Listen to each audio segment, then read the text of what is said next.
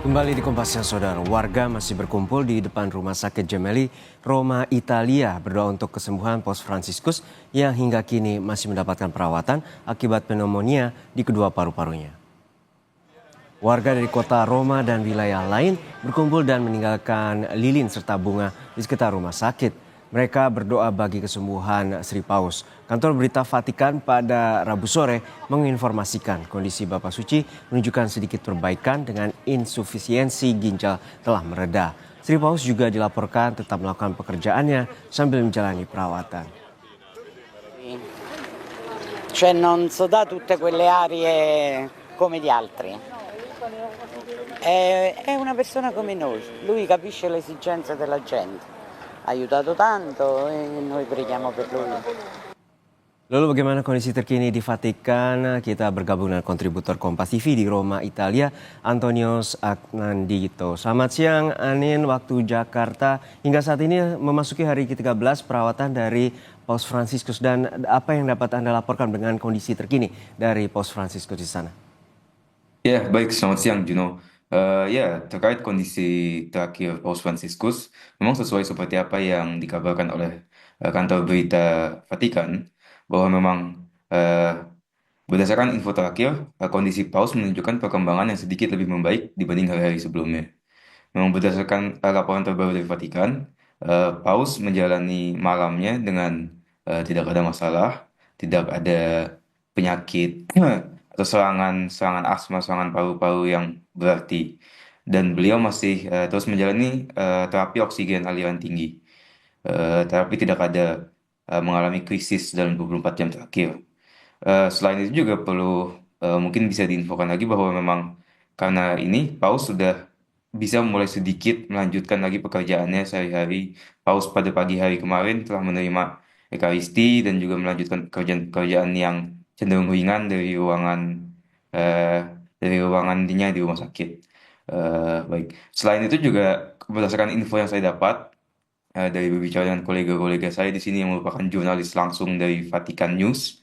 Memang info yang saya dapat dari mereka secara langsung pun juga serupa. Memang Paus kondisinya sudah lebih membaik, tapi memang perlu ada beberapa hal-hal yang perlu ditekankan bahwa membaik bukan berarti 100% sembuh. Memang ada langkah-langkah pengawasan yang perlu terus dilanjutkan untuk memastikan kesehatan Paus terus berkembang. Jadi untuk saat ini Paus memang masih belum bisa keluar dari rumah sakit, tapi info yang saya dapat dan perkembangannya Paus sudah semakin lebih membaik.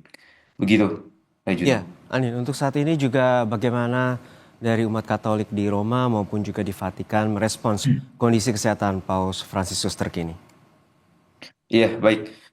Jadi kalau misalkan kita mau ngomong respon umat Katolik di Roma dan di Vatikan juga terutama, setiap hari dari pengamatan saya yang saya lihat dari keliling di sini segala macam, memang masih banyak umat-umat Katolik yang datang ke lapangan Santo Petrus untuk berdoa langsung bagi kesembuhan Paus.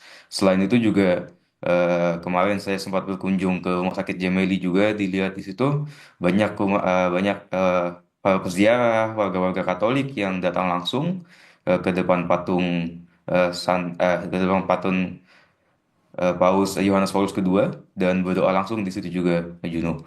Eh, saya melihat banyak sekali warga-warga yang berasal dari seluruh dunia, bukan cuma dari Italia saja. Ada yang saya lihat kemarin dari Asia, dari Amerika Selatan dan sebagainya. Jadi memang ada rasa-rasa yang eh, rasa-rasa mungkin doa bersama, kebersamaan, kekhawatiran yang dirasakan oleh banyak warga Katolik dari seluruh dunia yang sehingga mereka juga datang ke Roma dan Vatikan untuk berdoa. Selain itu juga masih dilakukan terus ya, Juno, doa Rosario malam setiap jam 9 malam di sini di di Piazza Santo Pietro atau alun-alun Santo Petrus. Kemarin malam Rosarionya yang juga sempat saya hadiri secara singkat dipimpin oleh Kardinal Giovanni Battista Re. Jadi begitu Juno, setiap malam selalu didoakan. Juga selain itu juga banyak warga-warga Katolik yang datang berdoa. Oh, mungkin ada yang satu lagi yang menarik. Kemarin malam juga sempat dilakukan oleh warga negara Indonesia yang tinggal berada di Roma, yang Katolik, untuk kita juga melakukan doa bersama untuk Paus Fransiskus, untuk kesehatan Paus Fransiskus yang kita lakukan kemarin di Kedutaan Besar Republik Indonesia di Vatikan. Jadi begitu juga. Memang ada doa bersama dan semangat untuk selalu mengharapkan yang terbaik dan mendoakan untuk kesehatan Paus Fransiskus. Gitu. Ya, Anin, untuk saat ini juga Paus Fransiskus sebagai pimpinan Gereja Katolik sedunia, Paus Fransiskus juga sebagai kepala pemerintahan Vatikan. Lalu untuk saat ini bagaimana jalannya pemerintahan Vatikan selama Paus dirawat di rumah sakit?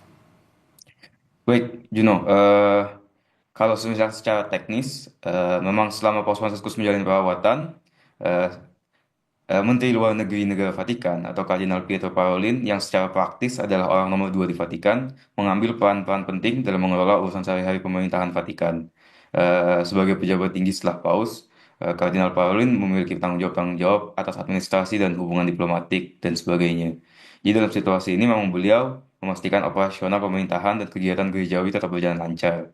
Selain itu juga ada Kuria Romawi yang memainkan peran krusial dalam memastikan kelangsungan administrasi dan pelayanan gereja Katolik.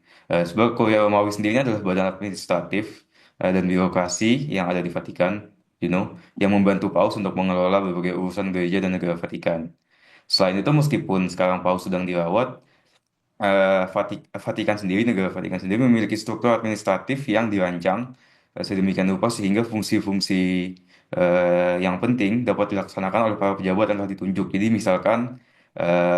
eh, kardinal yang memimpin Collegio Romanum tetap melakukan tugasnya sebagai itu. Kardinal yang memimpin mungkin untuk namanya maaf untuk dialog antar umat beragama tetap mengajukan hal itu.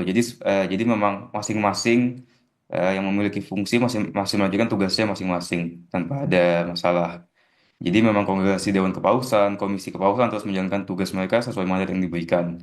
Tapi memang perlu dicatat, dalam hukum kanonik saat ini tidak ada ketentuan khusus yang mengatur prosedur jika seorang paus menjadi tidak mampu untuk menjalankan tugasnya dalam jangka yang bukan permanen ya, karena sakit atau ketidakmampuan lainnya. Jadi memang tidak ada ketentuan khusus. Tapi untuk kasus Paus Fransiskus selama ini bisa kita lihat bahwa Kardinal Pietro Parolin yang adalah orang nomor duanya di Vatikan langsung.